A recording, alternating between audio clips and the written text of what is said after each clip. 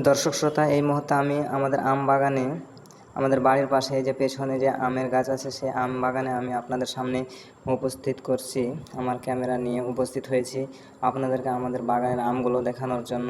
কারণ প্রতি বছর আপনারা দেশের বিভিন্ন স্থান থেকে আম ক্রয়ের জন্য আমাকে বলে থাকেন এবং আমাকে বলেন যে ভাই, আমগুলো আপনাদের বাগানের খুবই মিষ্টি এবং সুস্বাদু তো এবং বড়।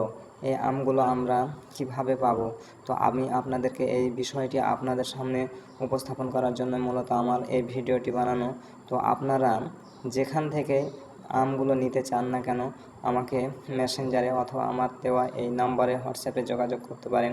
কারণ আমি প্রতি বছর এভাবে আপনাদের চাহিদা অনুযায়ী বাংলাদেশের 8টি বিভাগের 64টি জেলা থেকে যে যেখান থেকে আমগুলো নিতে চাই, আমি সর্বাত্মক চেষ্টা করি কম মূল্যে, সাশ্রয়ী মূল্যে এবং খুব গুণগত ভালো মানের আমগুলো দেওয়ার জন্য, যাতে আপনারা অন্যান্যদের থেকে প্রতারিত না হন।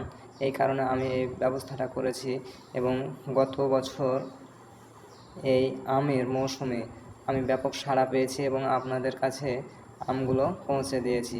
তো এইবার যারা আপনারা এই আমগুলো নিতে চান আমাদের বাগান থেকে, এই আমগুলো সুস্বাদু এবং মিষ্টান্ন, খুবই মিষ্টি এবং গুণগত মান অনেক ভালো, যার কারণে আমি আপনাদের সামনে এই ভিডিওটি উপস্থাপন করলাম। তো আপনারা যদি এই আমগুলো নিতে চান, আপনারা দেখতে পাচ্ছেন গাছে কত আম ধরে আছে। আসলে ক্যামেরাতে তেমনটা বোঝা যাচ্ছে না, কিন্তু আপনারা দেখতে পাচ্ছেন যে পেছনে গাছের ভেতরে অনেক আম। তো এই আমগুলো যারা নিতে চান আমার সাথে যোগাযোগ করবেন, আমার স্ক্রিনে দেওয়া নাম্বারে হোয়াটসঅ্যাপে যোগাযোগ করবেন এবং আপনারা যেখান থেকে কুরিয়ার সার্ভিসের মাধ্যমে আমগুলো নিতে চান, আমি আপনাদের সেই নির্দিষ্ট ঠিকানায় কুরিয়ার সার্ভিসের মাধ্যমে পাঠিয়ে দেব। আর আপনারা সব জায়গা থেকে, অর্থাৎ যে কোনো জায়গা থেকে আম নিয়ে প্রতারিত হবেন না। কারণ এখন দেশের বিভিন্ন স্থান থেকে এভাবে আম বিক্রয়ের নামে প্রতারণা চলছে। তো আপনারা দেখে শুনে এবং আপনাদের বিশ্বস্ত ব্যক্তিদের কাছ থেকে আম ক্রয় করলে আশা করি আপনারা প্রতারিত হবে না। দেখতে পাচ্ছেন আমগুলো কেমন সুন্দর, বড় এবং কোনো স্পট নেই।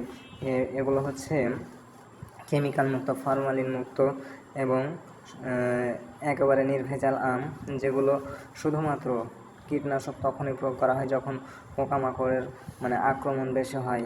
এজন্য হয়তো মাঝে মধ্যে বিষ প্রয়োগ করা হয়েছে, তাছাড়া অন্য কোনো উদ্দেশ্য নয়।